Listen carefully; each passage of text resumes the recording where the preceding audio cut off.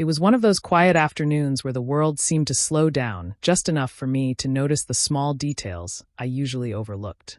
The smell of fresh laundry drifted through the air, the rhythmic hum of the dryer pulsing from the laundry room, and sunlight streamed through the windows in long golden streaks across the hardwood floor. I sat at the kitchen table with a cup of coffee, staring at the steam that rose lazily from the mug. I had planned to use the day to catch up on chores, maybe even bake something sweet, but my mind was restless. My son, Ethan, was upstairs in his room. At 17, he spent more time in there than anywhere else. Sometimes I wondered what went on in that mind of his, but I respected his space. He had grown so quickly from the boy who once clung to my hand when crossing the street to the tall young man who now looked me straight in the eye. Lately, I had noticed him pulling away, not in a cold or disrespectful way, but in that natural way teenagers often do when they begin to carve out their own lives and identities. I told myself it was normal, but a part of me still ached for the little boy who used to climb into my lap with his blanket and whisper his dreams into my ear. That afternoon, I heard the creak of the stairs. Ethan's footsteps were heavier now, deeper, and I could always tell when it was him descending. I looked up from my coffee as he walked into the kitchen. His hair was a little messy, his t-shirt wrinkled, and he looked like he had been pacing in his room. He glanced at me, hesitated for a second, then pulled out a chair and sat across from me. "Hey, Mom," he said, his voice softer than usual. "Hey, honey. You okay?" I asked, setting my mug down and giving him my full attention. He didn't answer right away. Instead, he looked down at the table, running his fingers across a tiny scratch in the wood as though searching for the right words. My heart picked up pace. I knew that look. Something was weighing on him. Finally, he looked up, and I saw both fear and determination in his eyes. "There's something I need to tell you," he said. The way he said it, so serious and almost trembling, made me brace myself. I didn't know what I was about to hear, but I knew it was something important. "Of course," I said gently, my voice calm even though inside I was already preparing for anything. "You can tell me anything, Ethan." He took a deep breath. "I've been keeping something from you for a while, and I can't anymore. I don't want to keep secrets from you. I need you to know who I really am." The room seemed to grow still, the ticking of the clock suddenly louder. I reached across the table and placed my hand over his. "Whatever it is, I love you. That's never going to change," I whispered.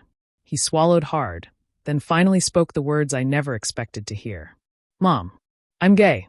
For a moment, the words floated between us, heavy yet fragile, carrying years of fear, uncertainty, and courage. I could see his hands trembling under mine. He was waiting for my reaction, waiting to see if my love for him would shift in that moment. I didn't hesitate. I squeezed his hand, tears filling my eyes. "Ethan," I said softly, "thank you for trusting me enough to tell me. I love you more than anything in this world. That doesn't change who you are to me. You're my son, my heart, my everything." He let out a breath that sounded like he had been holding it for years. His shoulders relaxed, and I saw the tears welling in his eyes. "You don't hate me?" he asked, his voice cracking. "Hate you?" I pulled my chair closer and wrapped my arms around him. "Sweetheart, there's nothing you could ever tell me that would make me stop loving you. Nothing. I am so proud of you for being brave enough to tell me this. You're still the same Ethan who made me laugh when you were 5, who hugged me after his first baseball game, who stayed up with me watching movies when it rained outside. That doesn't change." He buried his face in my shoulder, and I held him tight, rocking him slightly the way I used to when he was little. I could feel the tension leave his body, replaced by relief. In that moment, I realized how much he must have feared rejection, how long he must have carried that secret, how heavy it must have been on him. We sat there for what felt like hours, just holding each other. Finally, he pulled back and wiped his eyes. "I was so scared, Mom. I didn't know how you'd react. I didn't want you to be disappointed." I cupped his face in my hands and made him look at me. "Listen to me, Ethan. You could never disappoint me by being yourself. The only thing that would ever break my heart is if you felt like you had to hide from me. You don't have to hide anymore. Not from me." He nodded, his lip trembling, and whispered, "Thank you." The rest of the afternoon turned into one of the most meaningful conversations we had ever shared. He told me how long he had known, how he had tried to ignore it at first, how he worried about what his friends would think, and most of all, how terrified he had been to tell me. I listened to every word, holding his hand, reassuring him, letting him know that this home would always be his safe place.